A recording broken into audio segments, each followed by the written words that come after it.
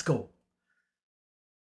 Players, coaches, fans young and old from across the globe, welcome to the Week 3 recap show of the Bigs. As always, I'm your host, I'm your commissioner, I am Timmy Westside, and it is my goddamn honor to be here on Halloween Monday. So if you hear stuff going on, knocks on the door, woo, yeah, I've got it. I said keep it up there. The people want to know what happened in the greatest league in the world. So let's get into it. Week 3 in the books. It was family and faux family rivalry week. We had Timmy Westside in the CC Bowl taking on the Portland Backhanders. We had the Comeback Kid and the Burt Macklin squad facing off in the Brother Bowl. And we had the wannabe cousin combo and the future BIL in the Faux Family Bowl.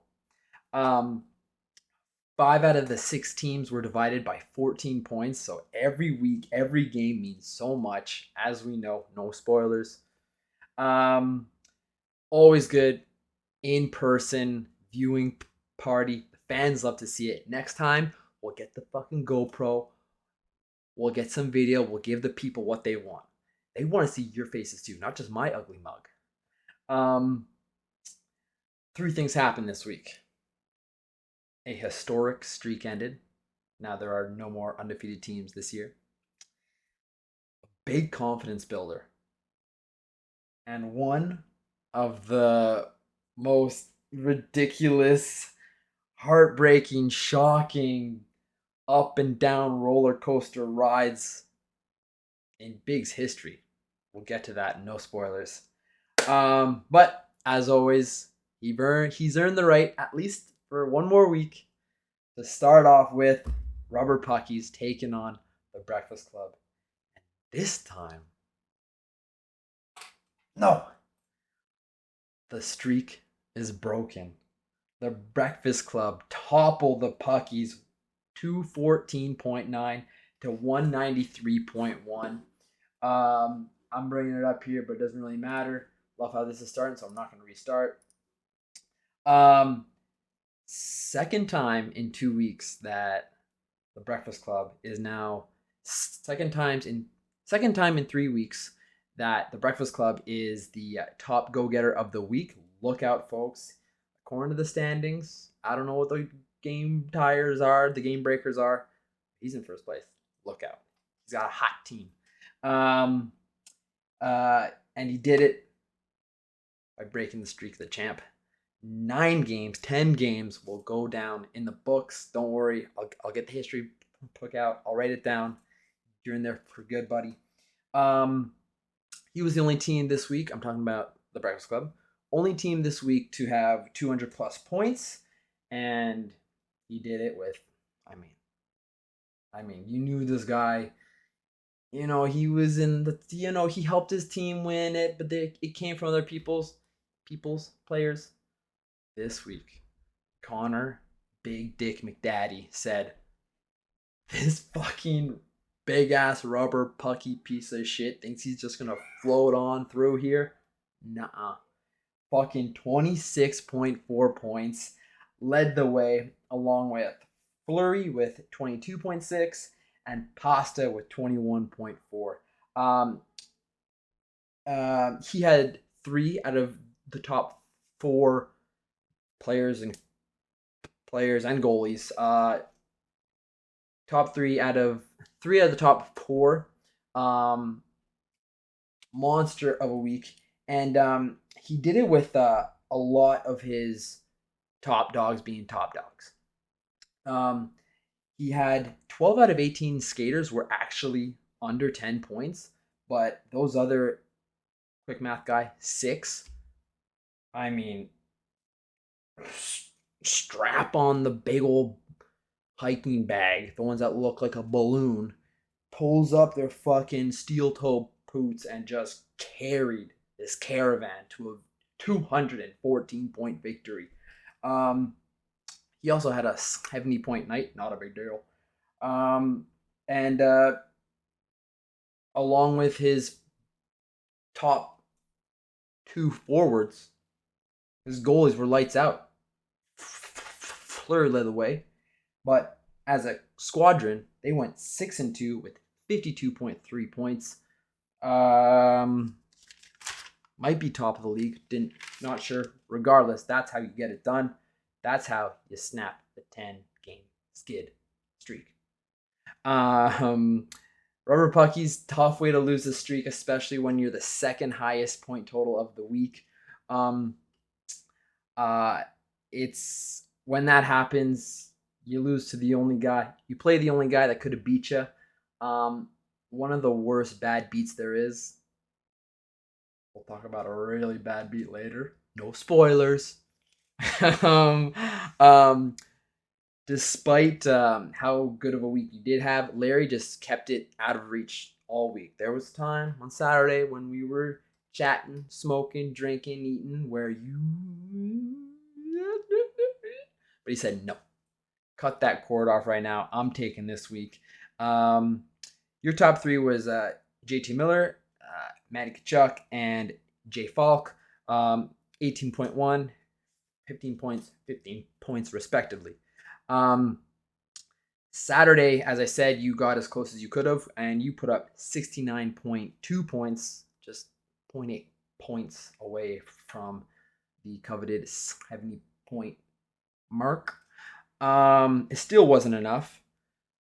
You love to talk about him. We love to talk about him here. One of your goalies that helped you come oh so close. No. But Carter Hart, enough diddly-daddling. Stop moseying around the topic. Talk about Carter motherfucking Hart. He went 1-1. Whatever. He's undefeated in regulation. That game goes over 60 minutes. Okay. If that game's under 60 minutes, you're going home. You're getting on that bus. You're going in the shower with a big ol' L. Brought to you by Dr. Hot. Rubber Puckies. Rubber Puckies and the Breakfast Club forwards were only separated by 3 points. So, as I said, say it with me. Goalies win games. That's all I've got for that game. Lair Bears number 1. Rubber Puckies. Your streak is broken. You're in great shape. Moving on. Ooh, hey, my mic. Let's move on to the Brother Bowl. We got the Burt Macklin squad. Doing what big brothers do. Yanking up wedgies, putting them in his ear, giving him the little nurples and saying, I'm still here. I'm the big brother. I'll walk all over you. Christmas morning, I open my presents first. 192. Takes down the comeback kid. 179.4. Big brother wins the battle. And I said it in the little teaser confidence builder. He said it an hour ago. You know, even when he won, he was the punching bag somehow. Like, how the fuck is this guy with his rope-a-dope squad picking daisies out of nowhere? How do they give him championships? Well, this year, he seems to have like a real squad that any one of us could have drafted. He's 2-1 here on the season, and this is how he did it this week. Leon Draisaitl, the Cologne man himself, smelling oh so good. 22.6 points. The Long Island Longsmith, Sorokin, 20.4, and Jay Bratt. I'm notoriously bad with names. I don't know what that J stands for. It stands for fucking winner. That's what it stands for. He got you 20 points. Only team along with the Breakfast Club to have 3 20-point players. Not too bad, buddy. He had the best goalie group of the week. I wasn't sure. I said, that's normally something I write down when I was talking about the Breakfast Club. I did write it down. Jake had the best squadron of goaltenders this week. They went 6-2 with 59.8 points. Talk about it. Almost 60 points alone. They win games. They win championships. It was a back and forth game, though. as we saw after Saturday night, basically tied. Um, Burt Macklin's squad did win 4 out of the 7 nights, and that's oh so close, and that's all it took. It really came down to Sunday where uh, Burt Macklin squad nail in the coffin, 16.4 points to 4 points for the comeback kid, who now falls to 1-2. Their forwards actually did outscore the Burt Macklin squad 157.9 to 132.2. That math don't add up unless there's goalies involved. Say it with me. Goalies decide games. Bootsies went 2-4 with 21.5 points. Sorokin had 20 points alone. Yeesh. Forsberg and Bennington combined for 1.9 points. Kane led the way on his squad with 17, followed up by Sherratt with 14, and the Nuge with 14 as well.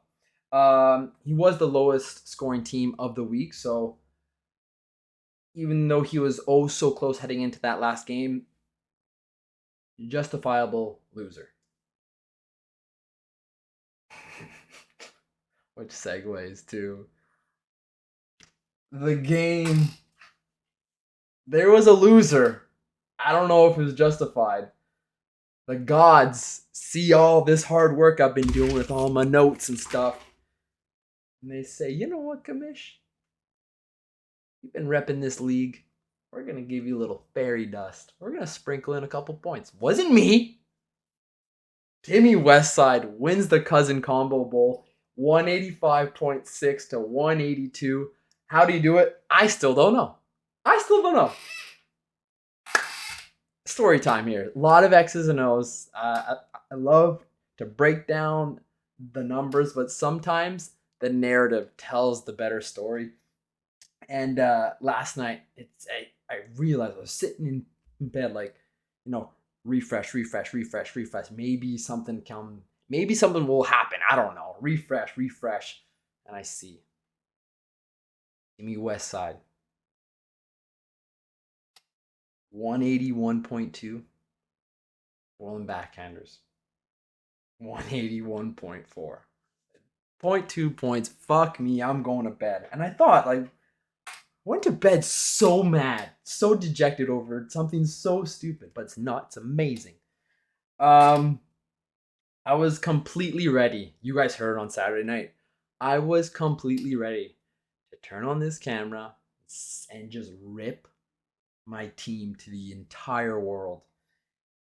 They were up 36.4 points after Wednesday. I don't care what day it is. I don't care if it's Monday. Anytime you're over 30 points, to me, that's the threshold. That's like, you lose this, you choke, you stink. I was up 81.9 to 45.5 after Wednesday. And then the next 3 days was all Borland backhanders. They outscored me 129 to 170. 58.3 point difference over those 3 nights. Left Kenny's on Saturday night feeling, it was a loss. I was down now 25, and I said, for a Sunday, that's the threshold. I lost. I can feel Shauner's pitters and the sadness. And then Sunday happened. Shesterkin played against Dallas Saturday night. Sunday, the Rags were hosting Arizona. Everyone in the world with that lineup would sit Shesterkin. They're Vezina winning. If he gets hurt for some stupid reason, that goaltender, that engine that drives that bus, they would sit him against this college hockey team. But he didn't. He didn't sit. And I didn't realize until third period.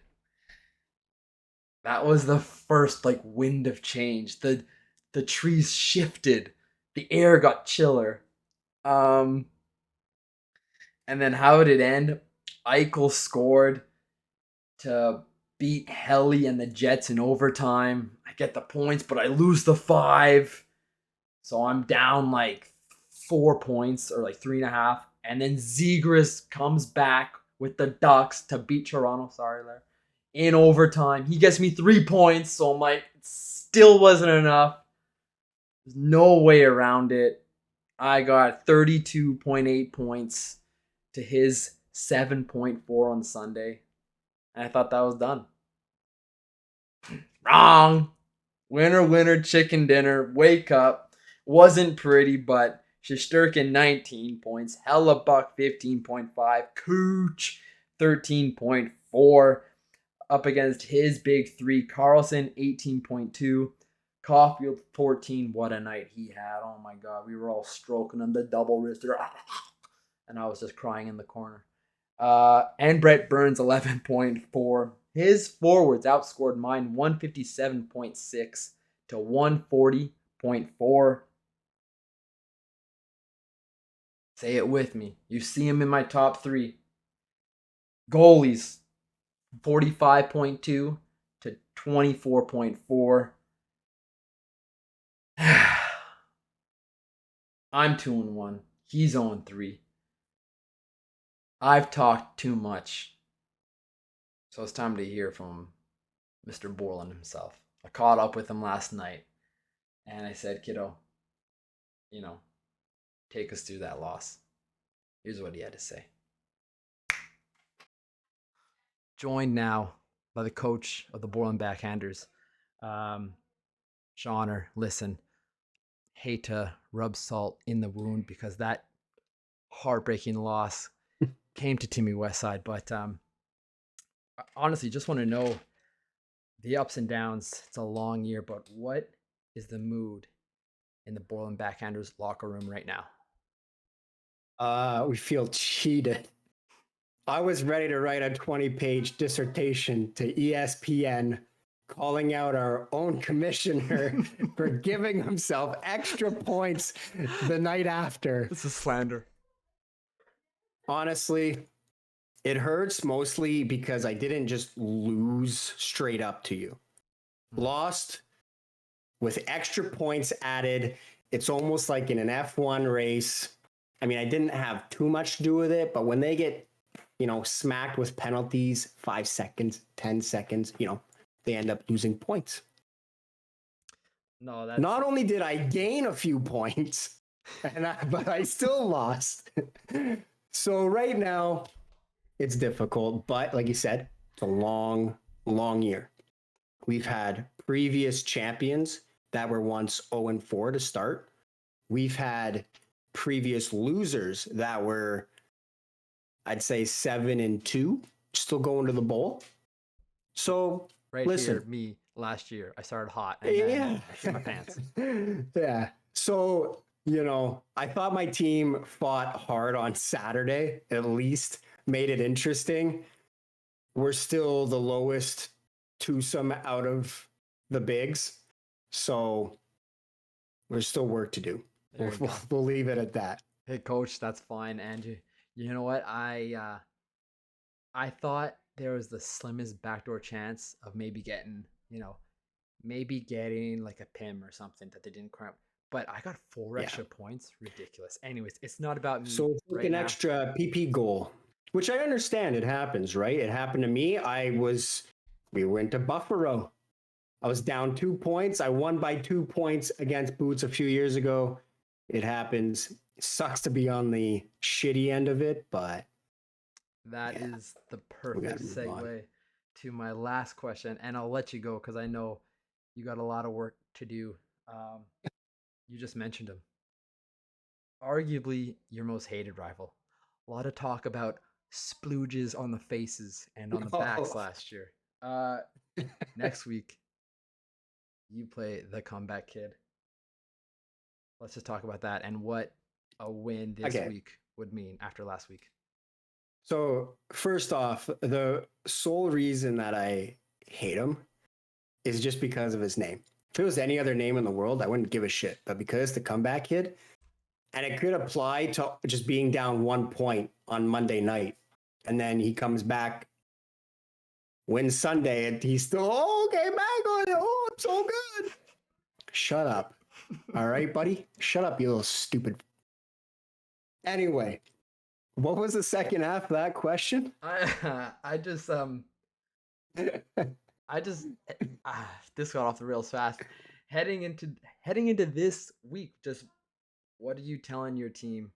What would a win mean against this team? Same thing you came into Saturday night with. You were down. You rallied. My goalies, you gotta go and beat the fuck out of your coaches right now because you gotta demand starts. I had Vasilevsky start 2 games. I had Anderson start 1 out of 4. I had Swayman start 1 out of 3. And then I had Sammy lose 2 out of 3. Goalies. We've said it for years now. Oh, goalies. Goalies win championships. That's all that matters is W's. So I'm going to go into that locker room tonight and give him the exact same speech that I just told you, but I'm going to be screaming. Okay? Attaboy, kid. Hey, good luck. Long year. Great having you. And Thank you. And we will talk very soon. Don Cherry. Thanks, buddy. Bitch. Here we go. Onwards and upwards. On to week 4. That's all I got for you guys this week. What a rush. As we all see, it comes down to every fucking game. It's nuts, bananas. We love it here. What do we got on tap? We got the Breakfast Club taking on Timmy Westside. We're both 2-1. We got the Rubber Puckies taking on Burt Macklin's squad. They're both 2-1. And then we got the matchup that we'll all be keeping an eye on. 1-2 comeback kids, 0-3 Borland backhanders. Whoever loses, you're last. Let's go. I love it. Boop. Listen, the only thing I have to say to that bitch boy is, got your hat, bitch.